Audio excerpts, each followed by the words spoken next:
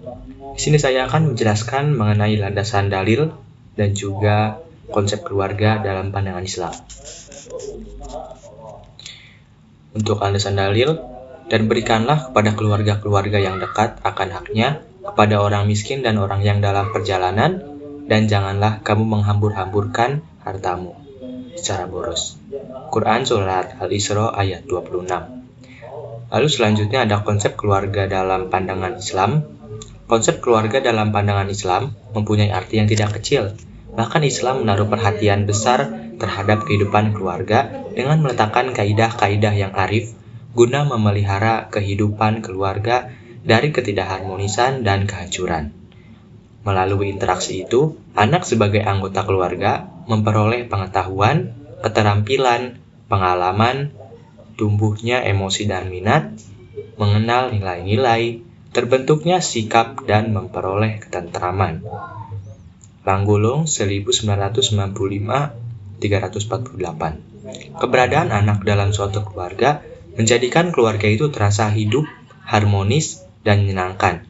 Sebaliknya, ketiadaan anak dalam keluarga menjadikan keluarga terasa hampa dan gersang, serta kehilangan satu ruh yang dapat menggerakkan keluarga itu.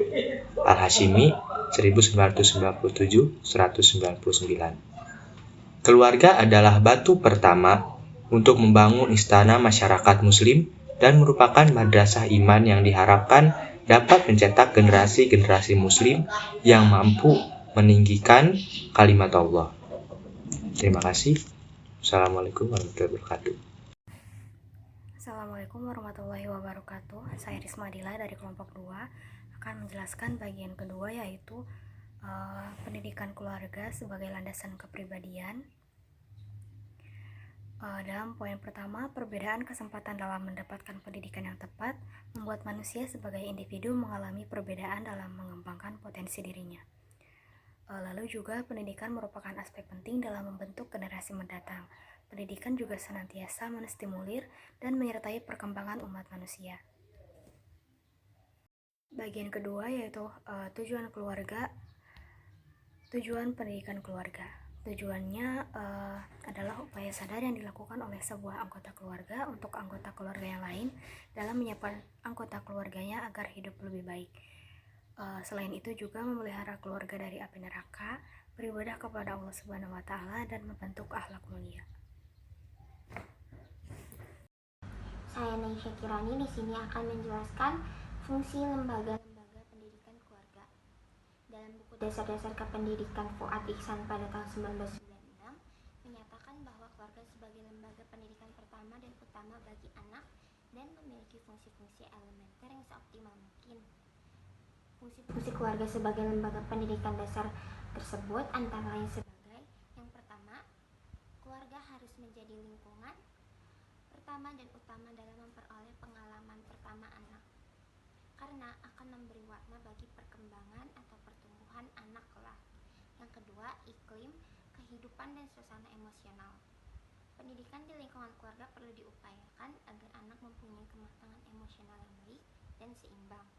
Yang ketiga, orang tua dan keluarga perlu menjadi keteladanan dalam segala aspek moral.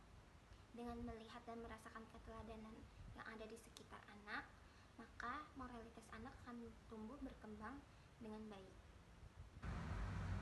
Yang keempat, ada keluarga perlu membutuhkan sikap-sikap sosial mulia terhadap anak. Dengan menumbuhkan sikap-sikap sosial terhadap anak, kecerdasan anak akan tumbuh sehingga menjadi makhluk sosial yang baik. Yang kelima, keluarga memiliki tanggung jawab dan fungsi mendidik anak untuk mengenal dan taat beribadah kepada Allah Subhanahu wa Ta'ala, seperti mengajak, mencontohkan, dan membiasakan anak melaksanakan ibadah sesuai kondisi dan usia anak. Dengan begitu, anak akan tumbuh menjadi anak yang soleh atau soleha. Yang keenam, orang tua dan keluarga perlu mengembangkan potensi diri sehingga mampu menolong dirinya sendiri, seperti inisiatif, kreativitas, kehendak, emosi, tanggung jawab, keterampilan, dan sebagainya.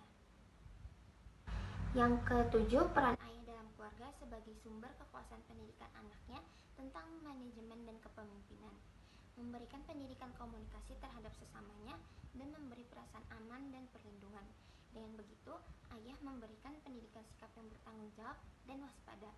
Dan yang terakhir, ibu sebagai sumber kasih sayang memberikan pendidikan sifat ramah tamah, kesetiaan terhadap tanggung jawab, sikap keterus-terangan, dan keterbukaan.